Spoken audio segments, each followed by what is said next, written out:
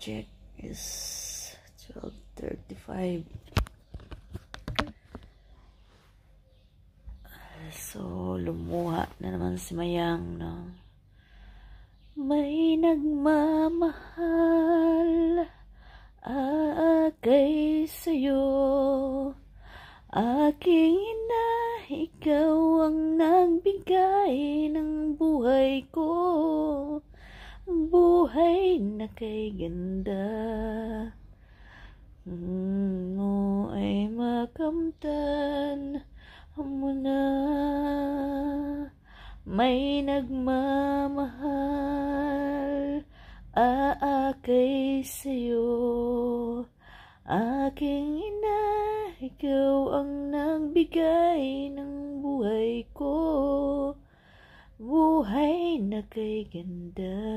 Okay. Pangarap mo ay nakamtan mo na. So, hi sa mga nanay, no? Nakakaawa talaga yung mga nanay nating sobrang naghihirap, nagtitiis para lang mapakain ng mga anak. So, sa mga anak naman, sanang mag-aral kayong mabuti, magsikap kayo, no? Alam niyo, natulog ako ng maaga kasi hindi ako nakatulog ng maayos kagabi. Sobrang sakit ng likod ko, and thanks kasi hindi ako nagkaroon ng allergy sa gamot na ininom ko, no? Kailangan talaga pag may allergy sa gamot, inom ka talaga na pupunta ka talaga ng hospital. So, I don't love, no? Ayaw ko talagang magpunta ng hospital pag hindi ko talaga yung kumbaga kailangan. So, from yesterday until night, sobrang sakit ng likod ko. Kaya hindi ako nakatulog ng maayos kagabi. So, I woke up around dawn time. 1, ito panlagyan ko pa nga ng around 12:24 a.m. June 24, 2021. So, ito yung ininom ko na gamot para ma-relieve yung pain sa likod ko. So, isang gamot lang, no? Instead of 3 times a day, isa lang muna yung ininom ko para ma-observe ko kung meron akong allergy. Kasi ito para sa bones ito Alam niyo ba kung bakit nadurog ang puso ko today? Bago nakahiga lang ako, no, nakadilat na yung mata ko, tumingin ako sa Virgilin, no, na yung vlogger. Teka nga muna. Yung kay Virgilin, talagang na-touch talaga ako, no, yung batang nagtinda ng shell. Yung tawag nila, tuhoy. Hi ate. Kumot akong dugahan, no.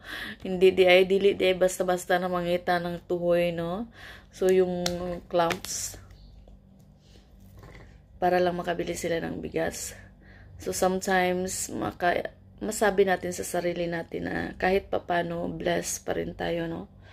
Alam ba ninyo na sometimes, kahit nga ako dito, yung kanin ko, kahapon pa ito, tinakpan ko lang.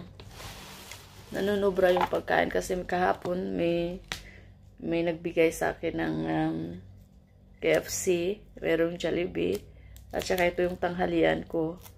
Nabot na rin siya hanggang mag 24 hours na ito ngayon. Hindi ko pa siya nakain. Pinaplastikan ko lang. Alam niyo, hindi ko ito tinatapon. Pinaplastikan ko siya hanggat kaya ko pang initin ko ito. Ngayon ito na naman tanghalian ko. Meron na naman akong rasyon mamaya. Mamayang gabi ko naman yung kakainin. So, ganun tayo dapat magpahalaga ng pagkain, magpahalaga ng sa kapwa natin tao. Kasi, kung tutuos-tuusin, maswerte tayo. No? Kikita ko yung ang liit pa ng mga anak niya. Nilulubog yung kalahating katawan para tawirin yung pupuntahan just to have money. No? Makahanap sila ng tuhoy. Kalkalin yung tuhoy. Huhugasan mula sa putik. Ibibenta. Ewan ko, makabenta sila ng 100 at 200. No? Murag kumuto lang ako ang kasing-kasing. Akala ko yung nanay ko, sobrang hirap ng pinagdaanan ni nanay. Kasi si nanay, magtatanim ng tubo yun. No? Yung kwento ng nanay ko, na kahit malaki yung tiyan niya, pasaan siya og tubo, no? Pinapasan niya yung tubo. Nagkakalkal ng lupa para itanim yung tubo, no? Hahakutin mo yun, putulin, isa-isa, then bago itanim. Akala ko, sobrang hirap na yun. Pero today, talagang umaagas lang yung luha sa mata ko dahil sa nakikita ko. And then also, yung mga anak is maliit pa, no? Paano yung pag-aaral nila? At naabutan pa sila ng sitwasyon ngayon, COVID time. So, hindi madali ang buhay. Bigyan natin ng halaga. Minsan, no? Alam ba ninyo na sa bawat pag kilos ko, lagi akong nakatuon kasi nakikita ko sa social media, no?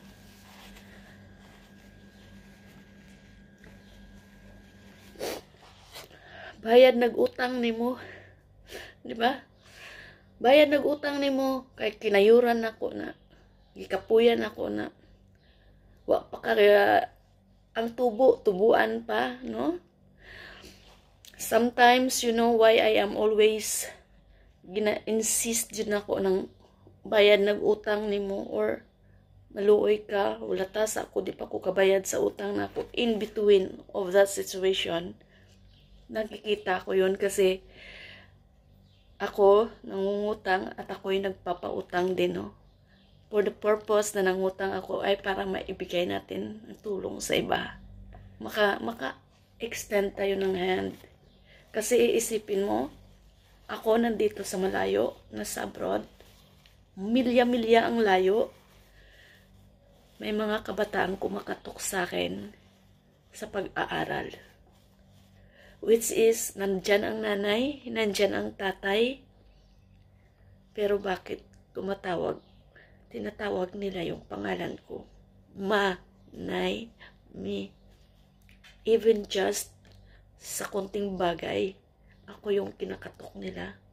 It's because dito nila nararamdaman yung pagmamahal, yung pag-aaruga na iniisip nila na kaya kong ibigay sa kanila.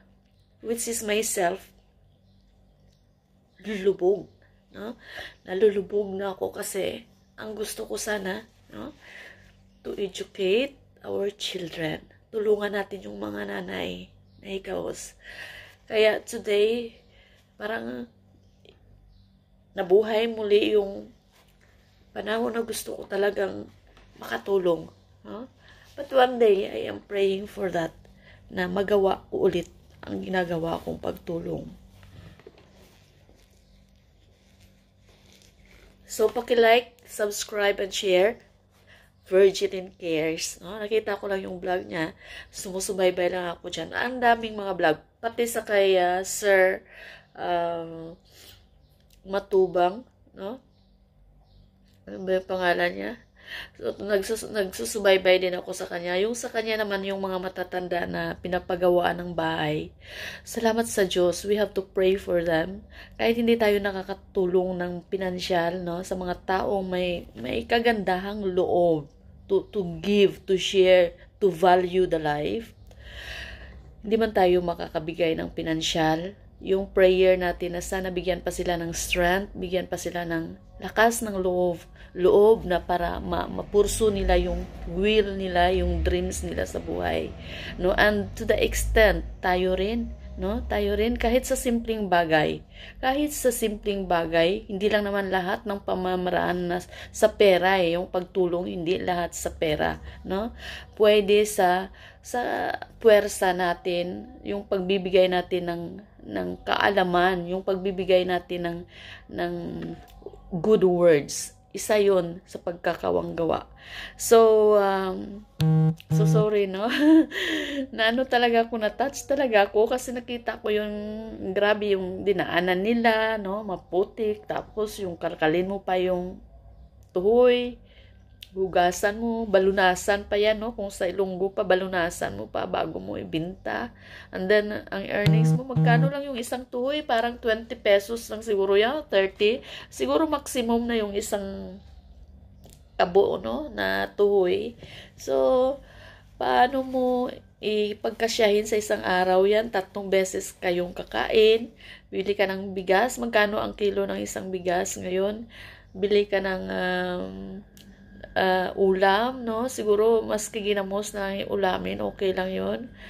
So, the only thing na pwede natin kasi minsan nagdidepende yan sa sitwasyon, no? Sa area. Nagdidepende yan sa area kung ano yung pangkabuhayan ang nandyan. So, kagaya sa atin, no? Kaya sa mga nanay na medyo mahirap, kaya nga sabi ko, no?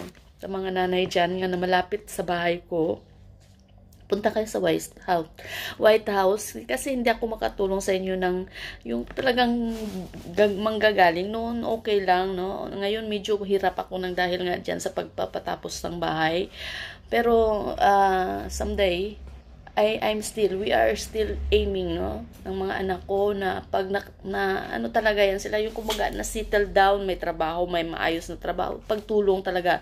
You know, yung si Yula, yung pangalawa kong anak, isa sa mithiin niya, she always told me, Mama, don't give money, give work, teach them. Tama naman yun, no? Kasi minsan, may mga tao kasi na pag natulungan natin, inaabuso lang, no? When it comes to financial.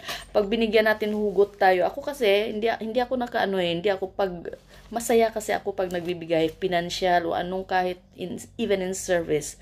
Pero minsan naaabuso tayo, no? Naaabuso yung pagbibigay natin ng tulong. So, para mabigyang halaga yung pagtulong natin, in a way, sabi ng anak ko, Mama, I am striving these things, no, kung ano yung mga plano ko sa buhay. Kasi, alam mo kung bakit gusto ko magbigay ng trabaho. No? Tulungan natin sila kung paano sila matutong maghanap ng pera para mabigyan nila ng pagpapahalaga ang bawat sentimo na tinatanggap nila. Totoo. Yun ang sabi ng anak ko. She is professional already. She graduated already. She is earning already. But, alam ba ninyo na kahit sila ng mga anak ko ay hindi nagdidepende sa akin. No? Hindi sila, kaya ko silang, okay, dyan lang kayo, umupo lang kayo, kumain lang kayo, but no. They are thinking like what I am doing. Pero iba yung standard nila.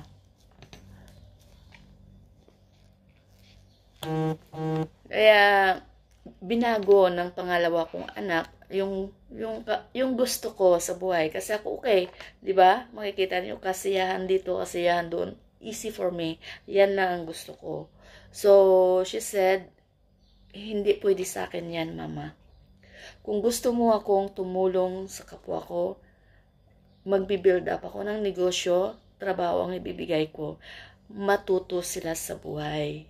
So, sana na mabigyan natin ng mga prayers yung mga taong nandyan, no, in good health, nandyan tumutulong sa ating mga matatanda kahit ang hirap sinusuong nila, no?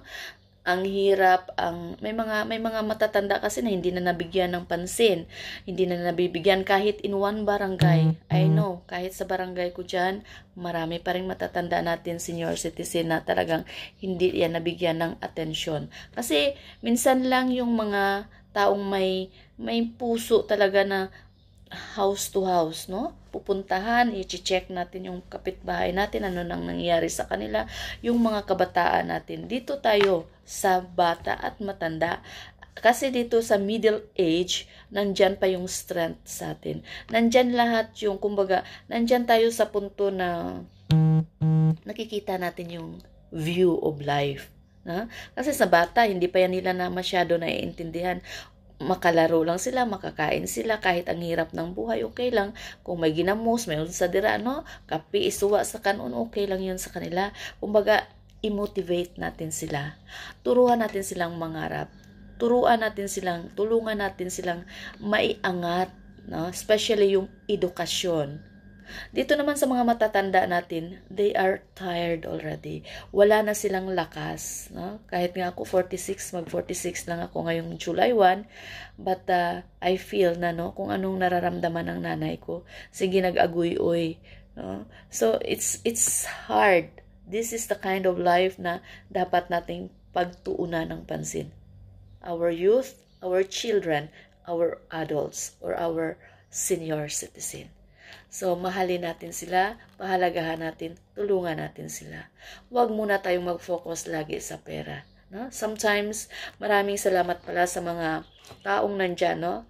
Yung mga nautangan ko, maraming salamat. At least, I am fighting to you. No? The words, word to word, word war. No? But nandyan sila to understand my point. Maraming salamat sa inyo. Kasi, ako naman, murahin yung man ako ng murahin, hindi ako nagbayad ng utang, hindi ako matatablan yan. I am doing my best. No? Kumbaga, I did not like taking money to someone just for fun. I am not taking money to someone just for my own. No? Yung kumbaga, ipasikat mo lang, ipasexy mo lang. No. I am taking for the sake of everybody to be happy, to be fed off. Yun ang gusto ko. Kaso lang, nangyari lang sa akin yung na-failure ako. When I was in failure, 2018, 11 months, no? 11 months ko yung sinakripisyuhan. And then, thanks to God, lahat ng binabato or lahat ng bato na tinapon sa akin, nalagpasan ko na. I am now in my recovering point, and God is so great and a loving Father. Someday we will be together. Sa mga kapitbahay nako, sa akong mga duol nako, duol lang, no? Kung sometimes mo duol mo nga hindi mo na intindihan kasi wala ako doon, no? Andun lang yung nanay ko, yung mga anak ko. Magkaiba kasi kami ng prinsipyo. Magkaiba kami ng direksyon. Magkaiba kami ng pananaw. But we still have a one like direction. One direction to help. Magkaiba lang ng aspeto, no, sa pag-deal together. But the direction is we still have a one will to help others. So, maraming salamat po sa inyo. Napaiyak lang talaga ako, no? And also, I am not still feeling well much. Kasi nga, siguro nabuyagan siguro ko. So, sobra ko talagang kiyat, no? Kasi, art. Work of art. I'm dreaming to have this painting, no? Naked. Yung talagang naked na ipipaint ako. So, sino kaya ang makapagpinta sa akin na talagang hubot-hubad, no? Yun ang gusto ko. The beauty of being a woman. Kasi, ang pagiging maganda, hindi yun sa kung anong damit, mahal ng damit, anong mahal ng abubot na inlagay dyan. Yung kagandahan mo, yung natural, no? Yung talagang as it is, naked one. No? Bold one. So, I want to paint it. No? I want to have it. Kaya sabi nga nila sa akin, that is your craziness, the work of art. Okay. Fine. That is my own opinion. No? Akin naman. Wala lang po kontra. Okay, thank you so much sa lahat ng aking mga viewers. Sino ba ito? So, Hamid, thank you so much, Ate Wing. Good morning, good afternoon, na pala, no? Hello sa mga OFWs natin dyan sa Saudi Arabia. Si mama ko, sabi niya kagabi sa akin, Mary, 2 araw na kitang hindi nakita. 3 araw na ngayon. Sabi niya. Na ano kasi Ate Jane, natulo ang luha ko, tanawa sa Virgilin Cares no, naluoy jud ko, no, na yung anak na maligya og tuhoy, and then when they go, no, pinakita ni Virgilin kung paano sila kumukuha ng tuhoy. Doon ako na touch talaga. So ang dami niya namang vlogs diyan, no? Ang dami niyang vlogs, pero parang deep, murag kalkal yung kasing-kasing, no, na it's not easy. Life is not easy. So, mayroon tayong mga sometimes mga pamilya na medyo dawa-dawa ang kinabuhi, no? Huwag nating sayangin yung mga grasya. We have to share it. Give to others. Kahit sa pagbibigay lang ng tubig sa kapwa natin. Malaking tulong yun para sa kanila. Just abot mo lang yung isang bottle of water, no? Malipayo na sila. And I want to give thanks also sa ako ang kapitbahay dira, no, sa kaya ila Gingging Rivadona, no? Ging, thank you so much kasi before when I was there, meron na doon, kahit ako nakakuha pa kami ng tubig doon sa kanila, yung bumba. Sometimes kasi brown out, no, walang puso. Kasi doon sa bahay ko, ewan ko kung anong nangyari before, ang tubig doon sa puso ko is matamis, no? Talagang clear at yung malinamnam. So, yun ang ginagamit kong pang-inom. Hindi ako bumibili ng bottle.